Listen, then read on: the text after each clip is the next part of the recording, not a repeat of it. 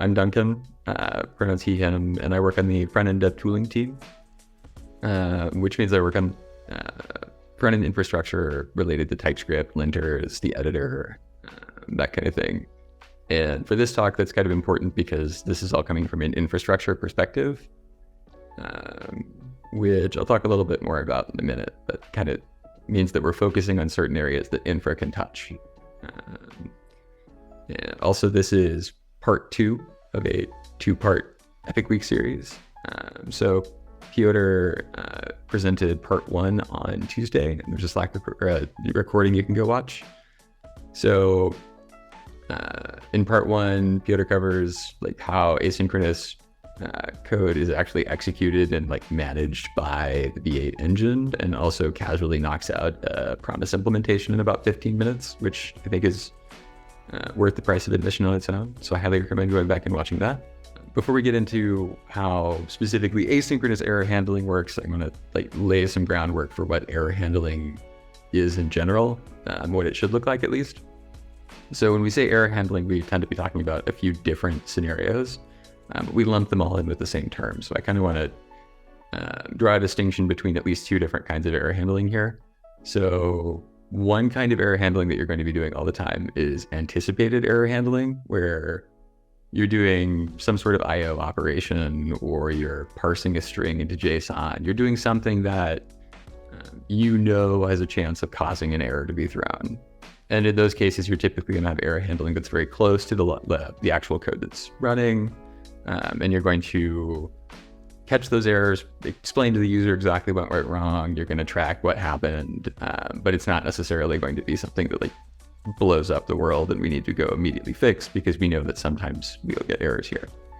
And I want to distinguish between that anticipated error handling and then the kind of error handling that we have in place to deal with errors that were considered either impossible or just not worth treating as an anticipated error.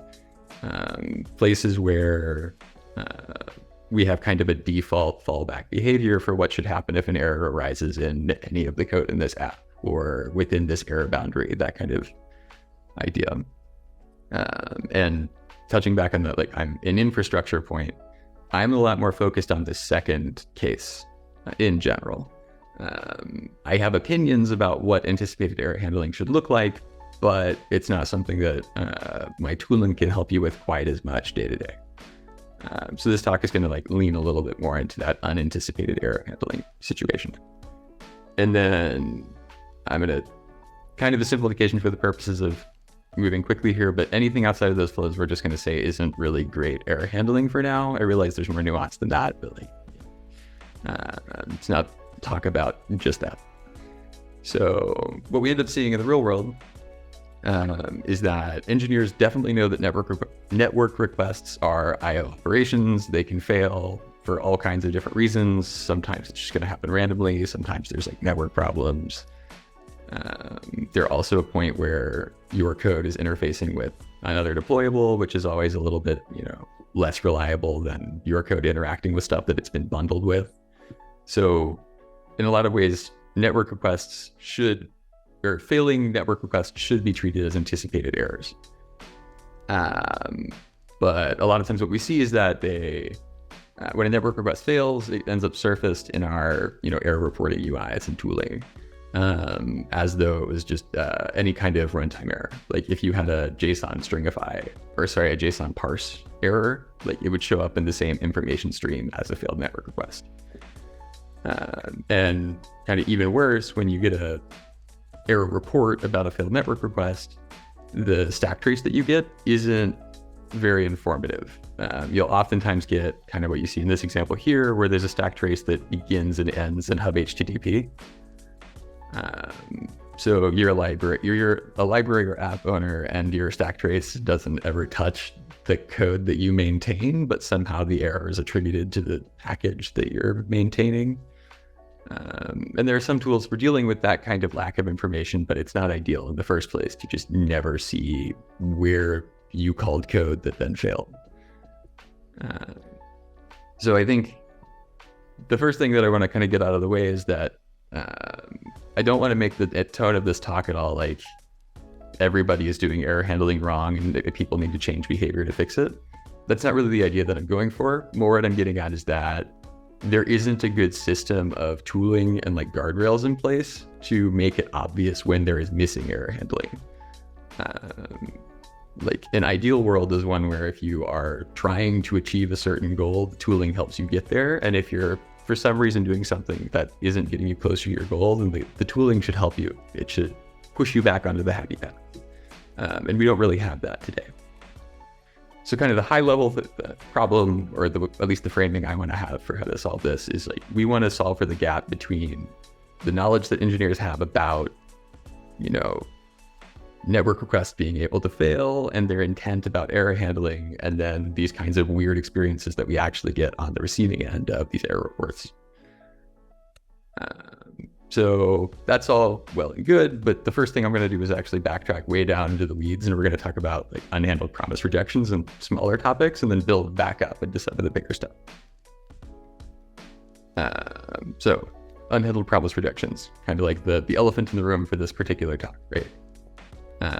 So if you watched Piotr's talk, you know that an unhandled promise rejection is what happens when a promise hits its reject loop or its reject method, but it didn't have a catch handler registered at the time that the reject happened. So that can be because like a catch handler is going to be added asynchronously, which is a misconception about how promises work that doesn't actually end up resolving properly. That could be because there's just never going to be a catch handler. It doesn't matter. They all just end up being unhandled promise rejections. And the way that works is the promise sees that it doesn't have any handler to deal with the rejection, and it just kind of falls back on the behavior of throwing it into the synchronous call stack.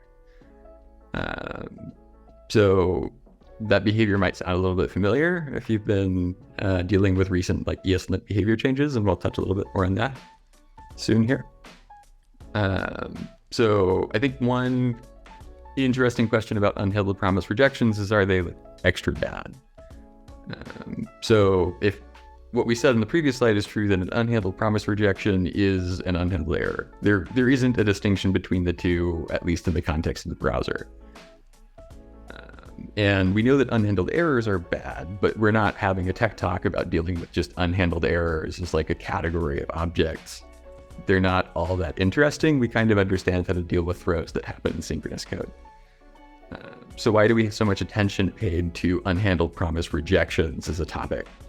And I think it's a little bit of like your brain is running pattern recognition and it's arriving at conclusions that aren't quite true.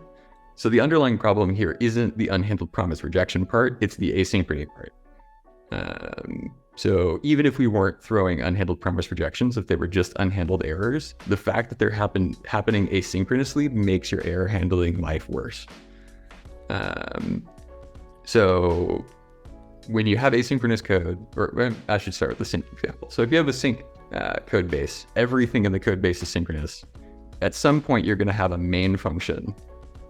And that main function could like hypothetically have a try catch block that contains the rest of the code that runs in your entire program. It doesn't matter what other code you're looking at. If you have error handling at the top level, it will always hit that default error handling case. That's not how asynchronous error handling works. So if you are spinning up asynchronous microtasks constantly, then each of them is kind of going to execute in its own call stack, its own synchronous call stack. So if you're looking to have default fallback error handling behavior, you need to add it in more places. But it's not obvious where those places are. So sometimes when you write .ven and then you stick it in an arrow function, that's a place where error handling should go because you're writing you're essentially creating a new main function every time you do a .ven. But at the same time, you don't want that error handling to exist in every single layer of a promise chain. You really only need it in the outermost layer, which is kind of like the top of our weird artificial call stack in an asynchronous code example. So kind of a more like practical example that we see day to day. If you have a component and it has some kind of side effect that effectively dispatches an action that calls, some backend, this code, when you take a thunk and you pass it to dispatch will call that thunk with itself, and then the dispatch function will return whatever the thump returned, in many cases a promise. And it's not obvious in this code, but that means that we're just taking a reference to a promise that we constructed on demand and then throwing it away. And that means that there's never going to be any chance to add any error handling for that promise. Now, in some cases, like fetch my stuff here, this thunk action might make it very difficult for the thunk to reject. Like it might be that there's a lot of error handling inside of that code. But from the perspective of our component, that's all implementation details, and really, we shouldn't care.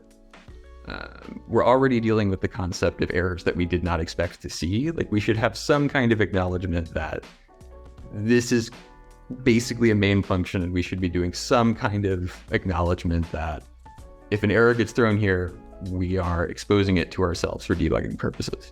So if we're missing these cues to add error handling where we need it, if we're missing cues for when asynchronous code isn't going to be covered by our default error handling, then we should add some cues, right? So enter the concept of a floating promise. So you as a human have a hard time reading code and telling exactly where a promise is being thrown away, but if you give a machine enough type information, it can tell when a function returns a promise, and it can tell when like a promise reference is freed up to be garbage collected. And it's those cases where a promise reference is thrown away with no error handling that we call a floating promise.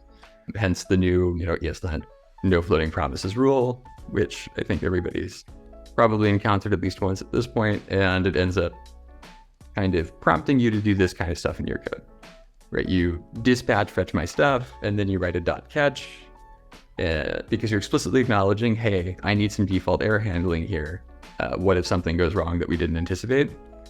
And the problem with this is that we didn't really provide any advice on like what should the catch handler do. The official guidance is you take the error and you rethrow it. So what that effectively says is do the exact same behavior that you would have done without the .catch. Now, that seems a little bit ridiculous, but like the no floating promises rule is solving a bunch of other problems at the same time that we're not really talking about right now. And also, it is still useful to have these explicit acknowledgements if this is a place where we are opting not to do error handling, right? Or at least not special error handling. So this is very common in our code base right now. So if we have a whole bunch of these catch and rethrows, but they're just doing the same thing that they would have done otherwise, well, we already talked about how the default behavior isn't very desirable. We don't get useful stack traces from that. So we also need to think about providing better options for, callbacks to put into that catch function, for example. So like kind of the summary here is like, we can tell you all the places where error handling is needed, but if there isn't actually something you can do with that information, then who cares? So a catch and rethrow is often much easier to add than anticipated error handling, which is something I haven't really touched on too much, but like we expect there are cases where network requests are going to be treated as unanticipated errors, even though we know they can throw, just because it's way easier to do that. And there's a lot of network requests being made. And I think that's a whole like separate topic that I'm not really going to delve into here. And then, we don't really have a great recommendation for you before the catch rethrow. So we're going to have a lot of catch rethrow. Cool. So what do we do to get better stack traces? And this is kind of like the meat of kind of playing around with asynchronous stack traces and seeing how it behaves. Cool. So here I've got a really simple program. I've got a main function that calls a throw async function that set timeouts and then just throws. So the point of this is to create a asynchronous exception that isn't dealing with any promises. Like this is just the basic case.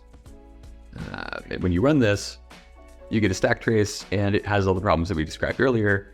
It doesn't tell you where the synchronous code that triggered this code to run is. It tells you there was an anonymous function that threw an error. So in this case, if that anonymous function code was like contained in hub HTTP, then you as an app or library owner don't know where you called hub HTTP in a way that broke. So we want to try and improve upon that behavior. So I think a good first impulse here is, okay, we have is async function syntax, and it kind of looks like it should just fix this problem, right?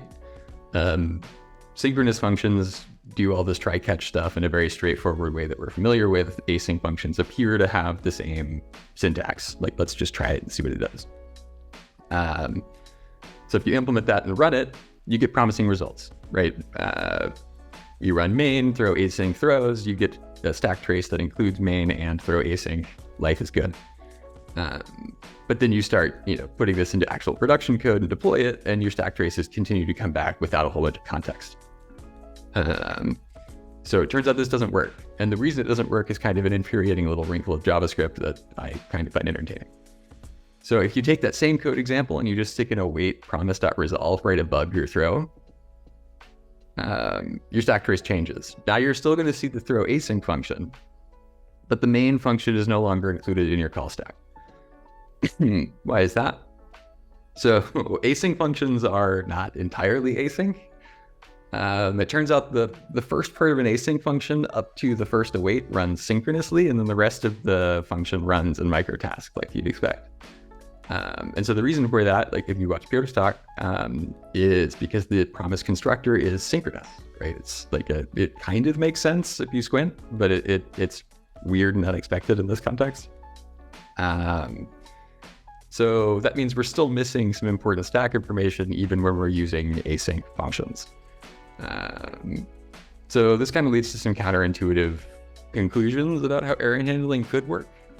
Right? We could make it so that every time you run synchronous code that triggers asynchronous code, you're expected to capture an error that you might later throw so that you can keep a trace of where the sync code that triggered the async code was, and then have two stack traces. But like, that's weird. I don't really want to force that kind of code upon all kinds of code bases, and I don't want to have to maintain it across all those different sites. Also, like, we shouldn't be writing code that relies on language trivia in quite that way in settings that are copied around all over the place. Like, if we're going to do weird things that rely very closely on JavaScript engine details, then we should probably cordon that off in libraries and stuff. So that intuition, if you kind of like follow it a few more steps, like actually ends up making a lot of sense. We want to move all of the places where in your code promises get thrown away and get garbage collected. We want to move all of those sites actually to libraries. So you'll notice if you're using something like data fetching client, you don't actually ever have a spot in your code where there's a synchronous function that makes a promise and then just doesn't do anything with it. That kind of only exists if you're using useEffect by itself. So we want to invest further in these kinds of libraries over time. But that's not a now solution, right? Like today, you've got a whole bunch of code that has useEffect or other, synchronous code blocks that are triggering async effects to occur. And yeah, like data fetching client just isn't being used widely, or at least not in a way that's comprehensive enough for me to feel comfortable saying that that's a solution to this problem. So when we start looking for ways that we can try and, be a little bit more helpful, or if we're talking with people about, what can we do to be more helpful, I think something that comes up really often is, hey, we want some kind of magic handler that we can import and stick into the .catch. So that's, I think, a good impulse to have shared behavior that we could all just reuse. But it doesn't actually solve all of the problems with this component that we keep on looking at. So not only does the magic handler here not necessarily give you all the call stacks you want, we could kind of do some weird language stuff to give you better stack traces, but not perfect. It also has race conditions, for example. This code doesn't actually prevent situations where the component re-renders several times in a row with different IDs, and then the first network request you made resolves after the last one, and that controls your Redux state. It's entirely dependent on how your fetch my stuff thunk is implemented, and not all thunks are implemented in ways that are especially careful. In a lot of cases, we're just trusting libraries are doing this correctly, or we're just chaining a whole bunch of network requests together. It's kind of the Wild West out there. There's all kinds of different approaches being taken. we've got those race conditions. There's also just the problem of if you re-render this component over and over and over again with different IDs, it's going to call the backend a whole bunch of times, and it's not really going to use any of the responses it gets back. It's only going to use the most recent one, or more accurately, whichever one resolves last. So like, this isn't good code, even if we have a magic handler in some sense. So kind of with that in mind, we still want to like meet people where they're at in their code though. Like even though there are these problems, we still can't just give up. And so in talking with like about this problem and several others over time, but you guys might know Kevin works in the migrations team, and something that he always says is, you should meet people where they are with your tooling. Instructions for getting from point B to point C do not help somebody if they are at point A. So I've been trying to come up with solutions that we can provide for people who currently use, like dispatching asynchronous actions in effects, for example, or use callback. So like today we have added kind of our first little step in this direction towards moving all of your asynchronous handling out to libraries. I've provided this new useAsyncEffectHook. So it's basically exactly the same as a useEffectHook, except you can hand it an asynchronous function. And it provides a lot of guarantees that you don't get with a normal useEffectHook. So if you have an async action that you're dispatching, it guarantees that you will never be executing two of them at the same time and relying on which one finishes first. They're debounced in an asynchronous, they have like a async debounce behavior. Also, if you re-render this component like 300 times with different IDs back to back, this is only going to make 2 network requests. It's going to make a request the first time it renders, and then it's going to make a request the last time because that's the last one that was important. And the final thing it does is make sure that if those network requests fail, then you're going to get 2 different stack traces, and one of them is going to point to this useAsyncEffect call in your code, and the other one's going to be the normal one that you'd see in error reporting. Also, because there's an await there on the dispatch, there's no longer a floating promise in this code at all. There isn't a place for you to actually add error handling. The default case has been lifted out into the infrastructure. So I realize that useAsyncEffect doesn't cover like every use case under the sun, right? Not all asynchronous actions are happening in effects. We have a lot of stuff that happens in use callback as well. But this is just kind of like one step in the right direction, I think. Some things that I've mentioned along the way and then didn't delve deeply into. So the await keyword in an async function actually does slightly alter the call stack. You can get async stack frames if you're using the await keyword properly. So this does like kind of complicate some of the code examples a little bit, but the overall picture remains the same. You're still not going to get those top level synchronous like stack frames, even if you're using async await properly everywhere. Also, floating promises, I mentioned that they're undesirable in ways that aren't just limited to what we talked about today. So like another reason to have that rule on is that if ever you have a floating promise that isn't intentionally a floating promise, then you're probably missing an await, and that can be a very important problem in code. So like the rule is also good for preventing that kind of race condition bug. Finally, a little fun detail about async functions, or a way to think about them at least. Functions that are not async functions but return promises. So a lot of code that is, a lot of code that's written at HubSpot before the async function syntax was allowed for app code. Those functions can throw synchronously, or they can reject in the promise they return. So if you're trying to write proper error handling for those functions, you kind of need a try-catch block, and you also need a catch handler. Async functions are cool because they can only reject. If you write an async function and you just immediately synchronously throw, it's still going to get wrapped up in the reject call for that for the return promise. And that means that you don't have to worry about quite as many different error handling cases. So that's just one advantage for that syntax sugar. Cool. And then that brings me to end here. So I'm going to quickly scan here to see if there's some questions.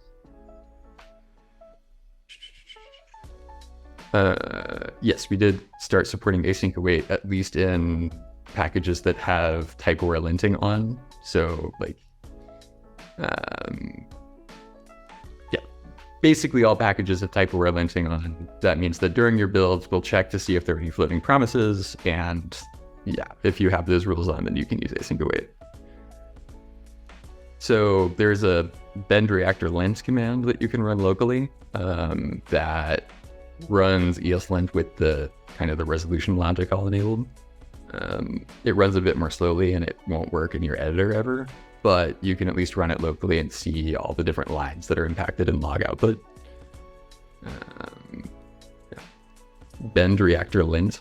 I can actually just stick that in the Slack.